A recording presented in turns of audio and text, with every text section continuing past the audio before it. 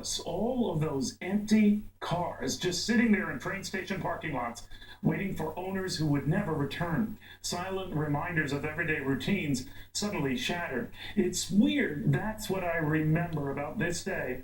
12 years after that day, all of those cars and all of those cars' owners. Folks like you and me just making the morning trek to work, never realizing they would never make it back. And so their cars just sat, some for days, others weeks, like some giant metallic motionless pets waiting for their owners to return. But those owners never did. They never would. And so those cars would just sit day in and day out until those owners' spouses or sons or daughters or fathers or mothers claimed those cars and moved them and tried to move on themselves. I've always wondered what they thought as each turned a key in that car.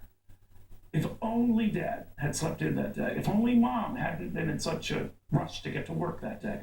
If only we could wind the clock back on that day. I remember one teenage girl crying.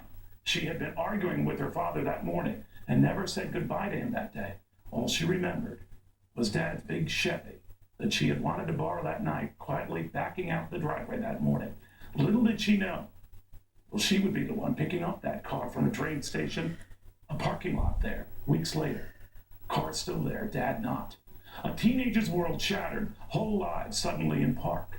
The dads who would never return home to catch their kids' game. The kids who would never see their dads at any games.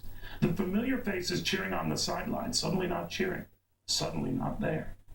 And to this day, nothing brings it all back like all those images of all those empty cars in all of those parking lots. When the things we take for granted in life just stopped. Until eventually the cars moved on and out. And the relatives who moved them tried to move on, but never really could, and never really had.